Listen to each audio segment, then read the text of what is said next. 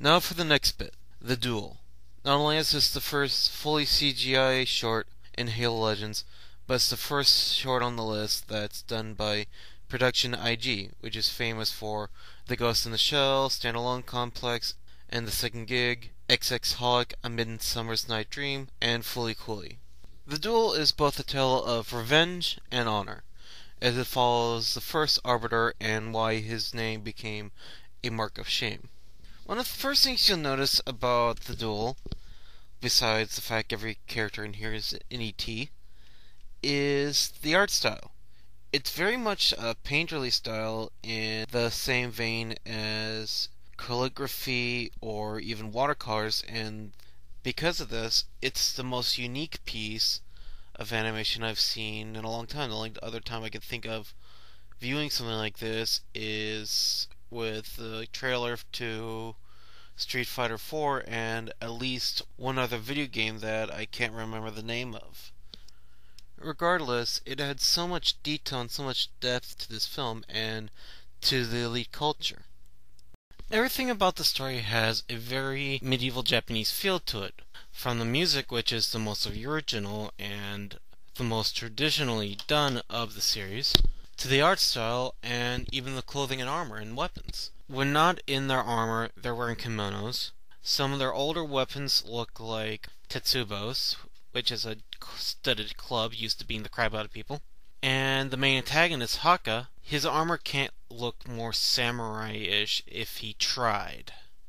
And the story itself is not necessarily a battle of good versus evil, or even one of ideology, but two men fighting for their honor. The idea that the elites are space samurai is even pushed further by Production IG by basing the story off of the legendary samurai by the name of Miyamoto Musashi, who is best known for not only developing dual-wielding swords heard in Japan, but writing the Book of Five Rings, which was how a samurai should live his life, from mastering every weapon out there to perfecting his mind and body.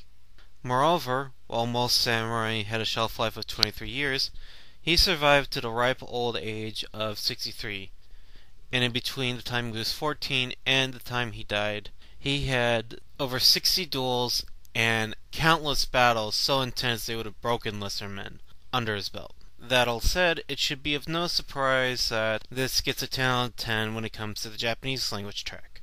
While the English track was no slouch, the Japanese one was perfect for this cast of characters. It just conveyed their emotions, their strengths, their weaknesses beautifully. All said and done, I give this a 97 out of 100, the highest score in the anthology. I love the art style, the originality, and definitely the music, which is the most original of the series. However, the art style may be a bit much for some people. Even then, it's still a pretty good show, and it's definitely worth a rewatch. Now we come to the most depressing and the most serious of the Halo Legend shorts. Homecoming. Homecoming is about a Spartan named Daisy. It also follows not one but two main storylines. The first follows her present timeline as a mature Spartan soldier trying to get off a planet that's infested with Covenant forces, all the while trying to get a handful of Marines, which in no time flat gets whittled down to just one of them off the planet as well. The other storyline is told in a series of flashbacks, which is about her training as a Spartan, namely the augmentation process that turned her into a superhuman cyborg. How she escaped from the facility with a handful of other Spartans, and in her attempt to go home, found out that there was no home to go home to, as she had been replaced with a clone that was not meant to survive very long. This is definitely the darkest storyline, and some reviewers have decided this as being the greatest story in here, and I am one to concur, as despite the sci-fi setting, this is a very real, very harsh, and very cruel subject matter.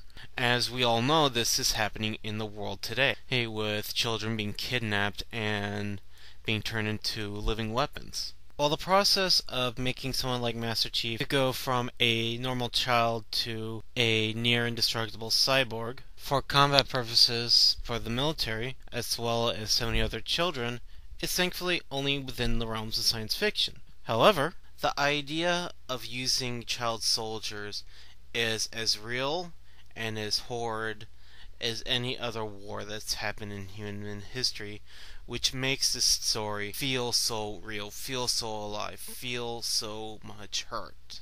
Moreover, going back to the show, it kind of shows you what kind of people we're dealing with. It's like, these are the heroes we're talking about, and they're incredibly messed up. And the people who created them, that kind of shows you what kind of monsters we're dealing with. It's like, and this is even when you're talking about a video game where you're predominantly fighting aliens or zombies. Regardless of setting or genre, the subject matter at hand would be difficult to do in a full-length feature film, much less one that only lasts about 15 minutes. To make sure this was done right, if the story was given to Production IG, who gave it to Patlabor 2's Koji Sawa, who has had a career of, and I quote, drawing female characters both affectionately and beautifully, and he took full advantage of the 15 minutes of the story. On more technical aspects of the show itself, the film is very original. It's very rare, if not completely absent, in most forms of media out there, or when it comes to the subject of child soldiers. It's like you'll hear about the blood diamonds and you'll hear about the civil wars, but you hardly hear about the fact that many of the people fighting these wars for these warlords are not even old enough to grow armpit hair. And this was the case with the character of Daisy, who got in when she was a young girl, and now she's a fully grown woman and still fighting for them. The cast as a whole is fully realized as human beings with a wide variety of emotions, and the two voice actresses for Daisy focused on her strength and perseverance, or her softness and kindness, without completely disregarding the other. The backgrounds are just perfect, as the scenery in the present timeline is as gritty as any hellish battle should be. However, when the flashbacks are done in a way that has a very severe contrast, because even though it's done in a way where it's depicted as being very light, cheery, happy-go-lucky, its storyline is actually much darker and much crueler than that, the actual battle.